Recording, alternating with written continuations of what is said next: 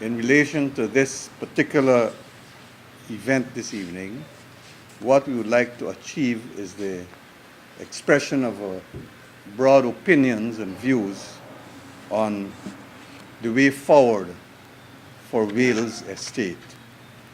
You have read about the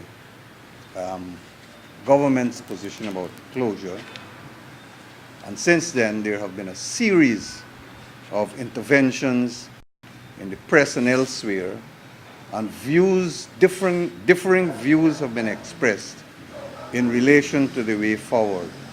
Today, there is a strike in the sugar industry by the union representing the workers, the Guyana Agricultural and General Workers Union. I understand it's shutdown of the industry, protesting against the closure of the Wales estate. And both the union, the workers, by way of who've spoken to us by way of their demonstrations, and the opposition is resisting the closure and has argued that the estate should remain open. Government, on the other hand, has said that the estate is losing $1.7 to $1.9 billion a year, and that its closure is necessary because of the drain of resources from Gaisupo as a whole. Their large tracts of cane lands have been infested with weeds in the last couple of years in very prime Ratoon. I have seen when I was there last year, February and March, I was appalled to see the state of the cultivation and first and second Ratoon canes with a huge amount of blank spots and the large infestation of weeds. The decline of production has to some extent been attributed to poor agriculture management on the estate, where field sanitation, rodent and weed control is concerned. There is a lack of employment opportunities in that part of the country. The fact is that most of the workers from Wales Estate are going from Port Drawing all the way to Villaforce and Free and Easy into the Canal 1, Canal 2, and Larry Strait area. I believe to really have an accurate and fair assessment on the effect of the closure, a social impact assessment should have been done. And that would be able to determine what will be the consequences for society and its economic well-being if Wales Estate has to be closed. I don't know how much of you would have known the areas of Wales Estate, and in particular, Friesland, Villaforce, Sisters, Larry Strait, Free and Easy, Good Intent, Stanley Town. These areas are solely dependent on sugar. And some of these communities, I must tell you, they are really depressed. The population of communities within the estate is about 107,000. And that figure was garnered from the 2012 preliminary population census. There is a high incidence of substance and alcohol abuse. Farmers cannot take the cane stiflet because we were told to take the cane, that we'll have to take the cane stiflet. Fortunately, I was on the task force to view that route. It's somewhat impossible for me and very much costly.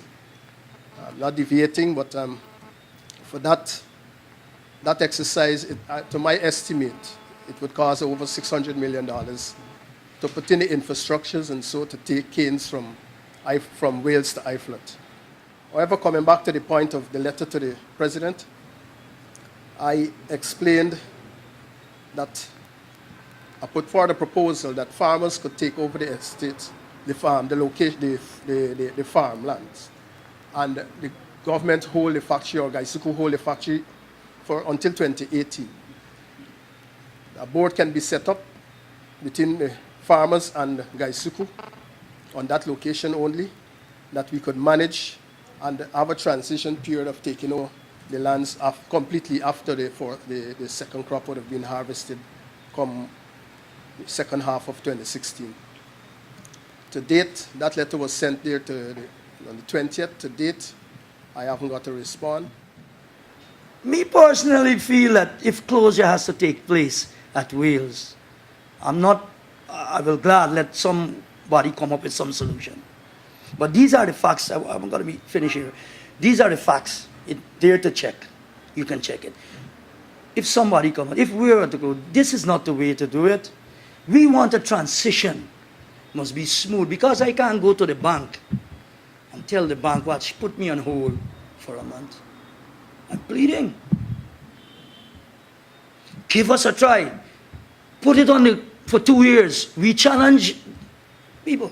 Give us 2 years, 5 crops, and we will turn it around.